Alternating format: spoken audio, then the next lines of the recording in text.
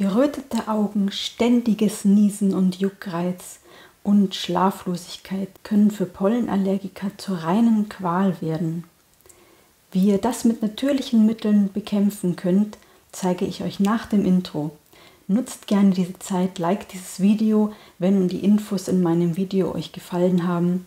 Und falls nicht, schreibt bitte unten in die Kommentare, was ich besser machen kann, um euch mehr und bessere Qualität liefern zu können, damit ihr auch einen Nutzen davon habt.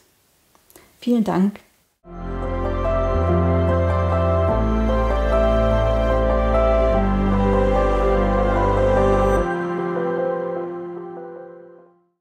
Hallo, ich bin die Sabine von Nature Power.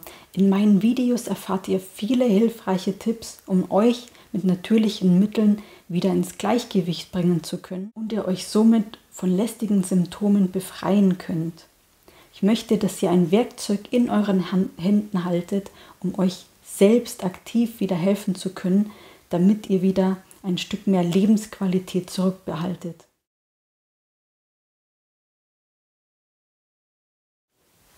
Als erstes möchte ich gleich wieder damit beginnen, was die orthomolekulare Medizin Gutes zur Verfügung hat, um euch von allergischen Symptomen befreien zu können.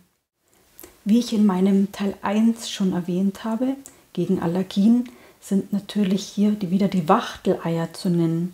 Ich möchte diese unbedingt noch einmal erwähnen, weil sie wirklich 90% der Probanden in Studien bei allergischen Symptomen geholfen haben und ich finde, diese hohe Erfolgsquote verdient unbedingt Erwähnung. Diese lyophilisierten Wachteleier gibt es in Kapseln und Tablettenform zu kaufen. Probiert es einfach mal aus, nehmt es über einen längeren Zeitraum, am besten ab jetzt, dem Herbst, bis ins Frühjahr hinein und dann werdet ihr auf jeden Fall einen Erfolg davon erzielen können. Davon bin ich überzeugt. Sucht bitte unbedingt einen Arzt eures Vertrauens auf, um euch hierbei unterstützend zur Seite zu stehen und die Ursache eures Leidens zu finden. Als nächstes möchte ich den Wirkstoff OPC nennen oder auch Oligomere proanthocyane, die in Traubenkernen zu finden sind oder auch in den Seepinien, haben eine sehr, sehr hohe antioxidative Wirkungsweise, die nachweislich wieder gegen allergische Symptome helfen können. Sie hemmen die Histaminausschüttung genauso wie Vitamin C und können somit wirklich für Allergiker ein purer Segen sein. Außerdem reduziert OPC unseren Alterungsprozess und stärkt auch noch unsere Vitalität. Als nächstes habe ich wieder ein Power-Duo für euch, nämlich Zink und B6. Diese beiden in Kombination eingenommen können auch wieder eure allergischen Symptome lindern, denn sie reduzieren die Histaminausschüttung und normalisieren die Immunantwort. Außerdem ist Zink der Gegenspieler, also der Antagonist von Kupfer. Und zu hohe Kupferspiegel können die Diaminoxidase, also die sogenannte DAO, vermindern, was wieder zu mehr Histaminreaktion führen kann. Auch Calcium besitzt eine starke Antihistaminwirkung, denn Calcium erhöht das zyklische Adenosinmonophosphat, kurz auch CAMP genannt. Dieses reguliert unser Hormonsystem. Und daran kann man erkennen, dass eben Calcium auch hier indirekt gegen eine allergische Reaktion wirken kann.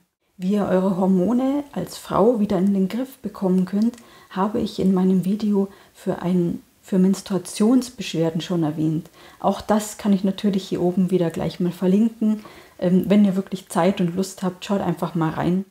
Auch Methionin ist ein starkes Antihistaminikum, denn es enthält gewisse Methylgruppen, nämlich die SAM, die dafür sorgen, dass allergische Reaktionen gemindert werden können. Auch Mangan ist wieder ein starkes Antihistaminikum, denn Mangan enthält manganabhängige Enzyme, die dafür sorgen, dass Histamin schneller abgebaut werden kann. Also sie verstärken die Diaminoxidiase-Aktivität. Nun seht ihr auch wieder hier eine Liste von den orthomolekularen hilfreichen Mitteln, die allergische Reaktionen mindern können. Probiert es gerne aus und dann werdet ihr im besten Fall dann im Frühjahr beschwerdefrei durch die Zeit kommen.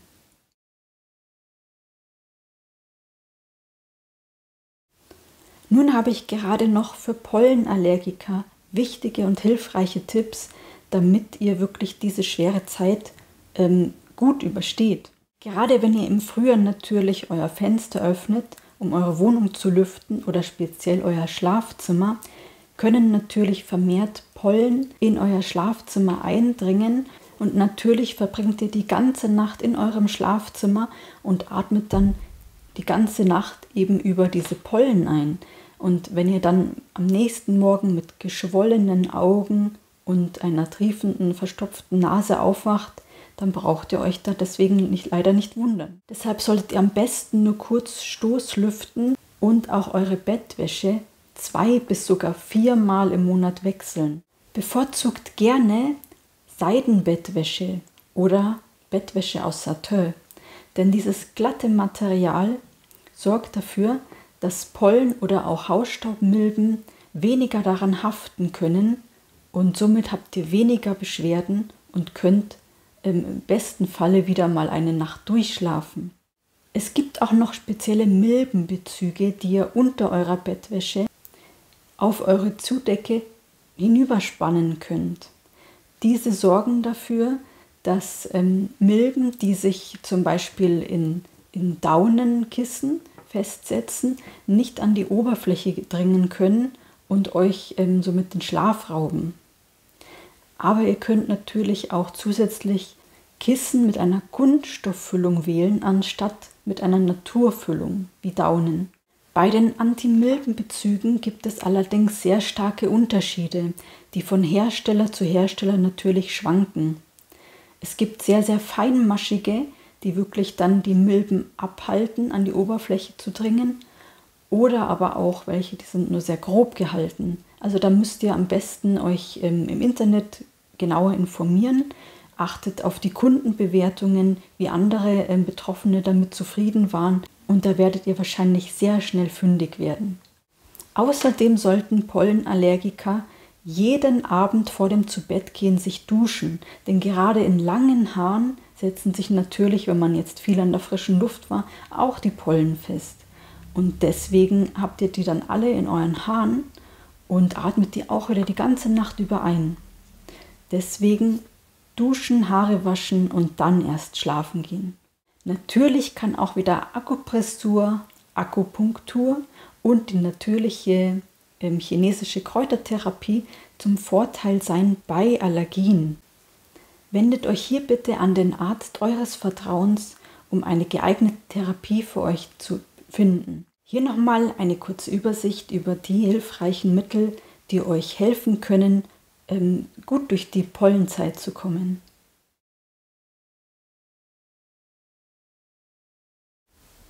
Natürlich habe ich auch hier wieder hilfreiche Akupressurtipps für euch.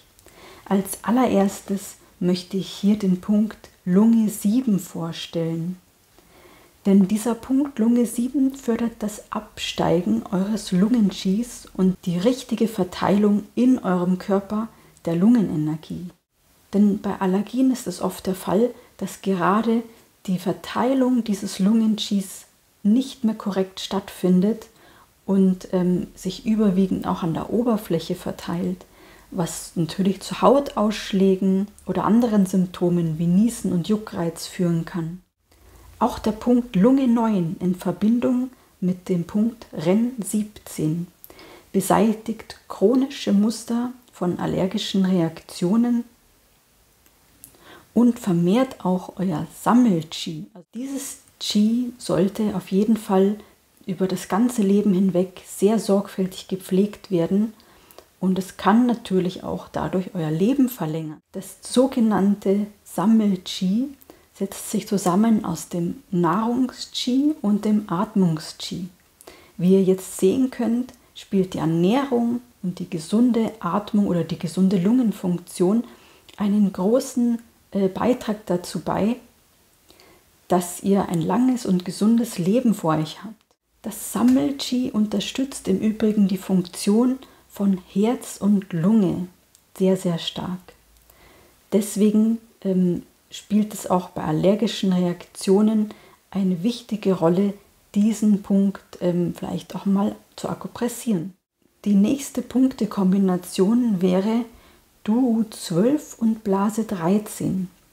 Dieses Duo ist besonders angezeigt bei chronischen allergischen Beschwerden, die eben auf längere Zeit bestehen. Und dann solltet ihr vielleicht diese Punkte dann auch mal versuchen. Wie ihr die Akupressur richtig anwendet, habe ich in meinem Video für ein gesundes Atemsystem schon etwas näher erläutert, was ich auch hier an dieser Stelle wieder verlinken werde. Natürlich gibt es auch wieder Dinge in eurem Lifestyle, die ihr bitte meiden solltet. Als erstes haben wir hier zum Beispiel Sulfite. Das sind Zusatzstoffe, die in Lebensmitteln oft von der Nahrungsmittelindustrie zugesetzt werden und allergische Reaktionen auslösen können. Außerdem natürlich Nahrungsmittel, die biogene Amine enthalten oder sehr histaminreich sind. Mehr dazu habe ich in meinem ersten Teil schon erwähnt.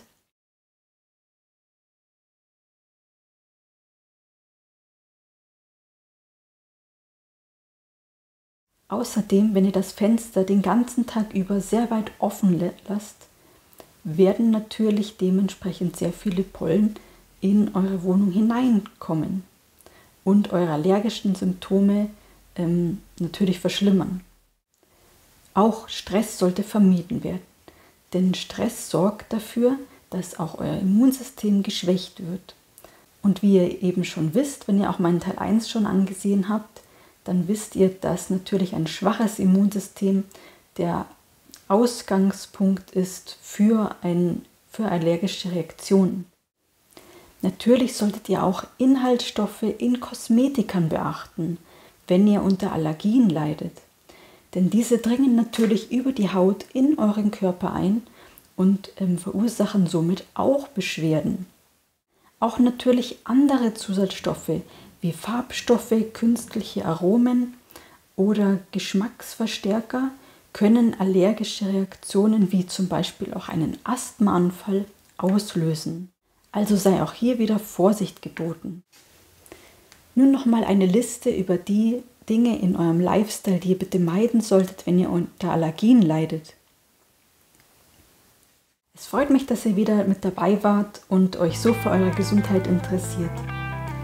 Seid auch gerne wieder beim nächsten Mal mit dabei, wenn es wieder heißt, was aktiv für seine Gesundheit zu tun. Vielen Dank und bis bald.